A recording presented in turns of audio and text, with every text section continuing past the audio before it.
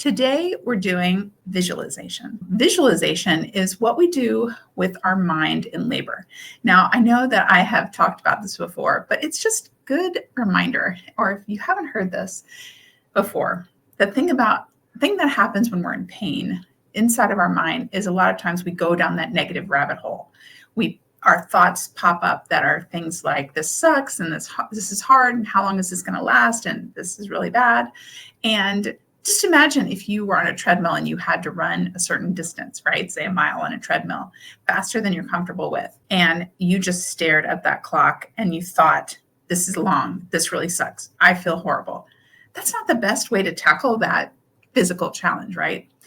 Same as labor. We don't want our mind to go down that negative spiral. This technique that we're going to layer on today, visualization, is another way that I like to call it giving our mind a job, giving our mind something else to focus on during that contraction so that we can, make the most of that contraction and let that contraction do all the work that it can do, keep our labor progressing, decrease our tension, decrease our fear, and hopefully progress nice and smoothly towards the birth of our baby. So that's what we're doing here today. So here we are. We're talking about adding breath and adding visualizations.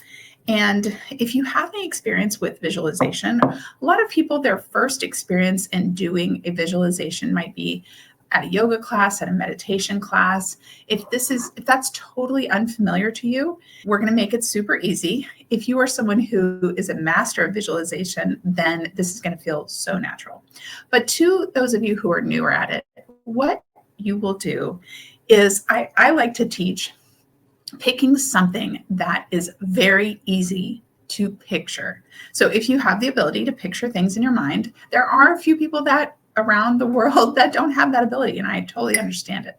And this probably isn't a great tool if you don't have the ability to visualize something in your mind. So you close your eyes and you can picture what your bedroom looks like, right? That's your ability to visualize something.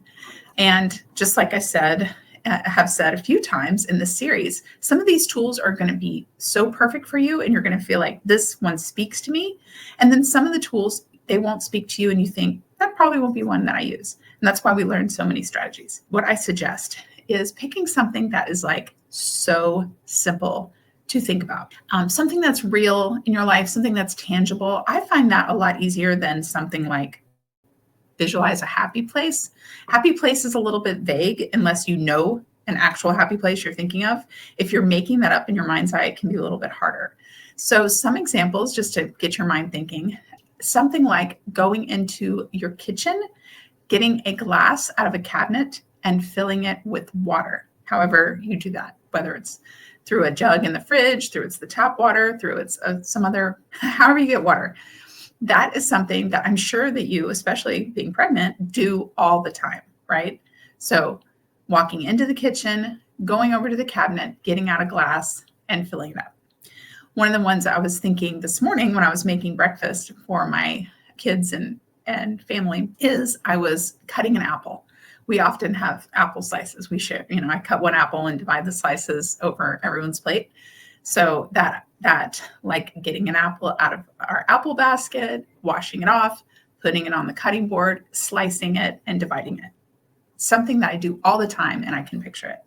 So think about your life. Think about maybe it is that glass out of the cabinet filling up water. Maybe it's something that you know that you do every single day and you can picture it. Are you starting to figure out maybe something that you can easily visualize? I hope so, because when we do our practice, that's what we're going to do.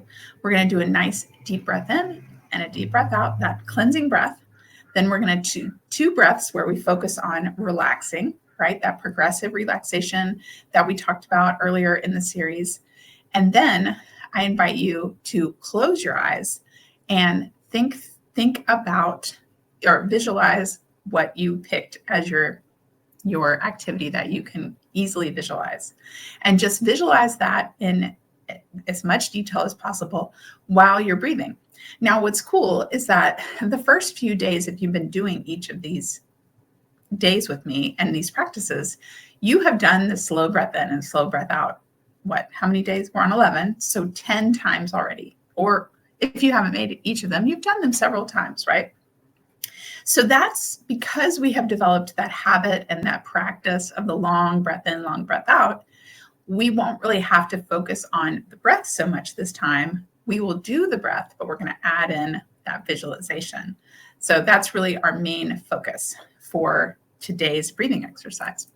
So keeping your mind focused on that task. The other one I teach in class is getting out of your bed and walking to the kitchen, and what that looks like, what that feels like. Are there any smells? Do you walk over and turn a coffee pot on? Do you go get water? What do you do in the morning when you get up out of bed? So that's another option if you don't have one yet.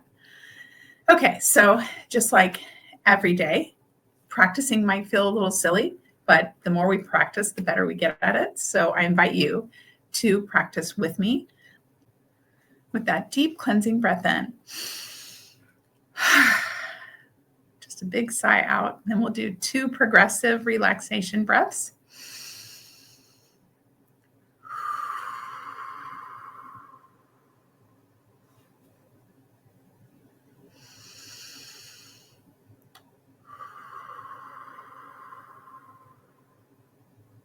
Now the visualizations.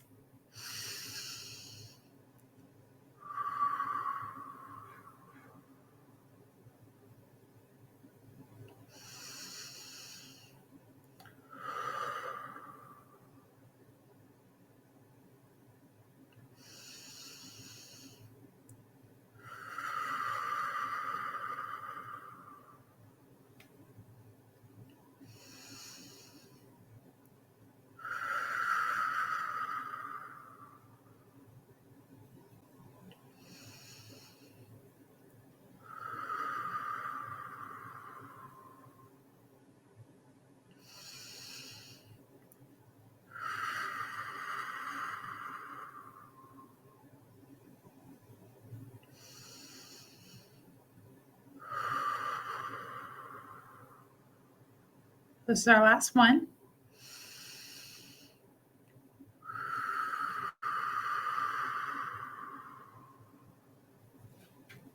Nice job.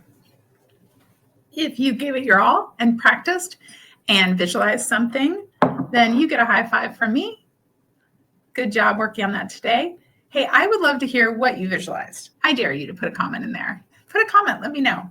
Don't judge yourself if you don't have a perfect breath every time, or if you realize your shoulders were tense halfway into it, or if your mind wandered during the visualization. This is all practice. This is all good stuff.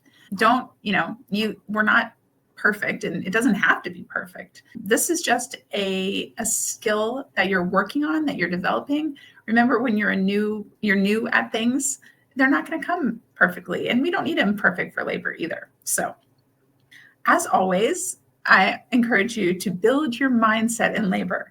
Now, if you have gone and built your mindset after this each time, then that's amazing, because we're already on day 11. But if you haven't tried any of our birth affirmation videos, they are a great way to build your mindset for labor. So links down below.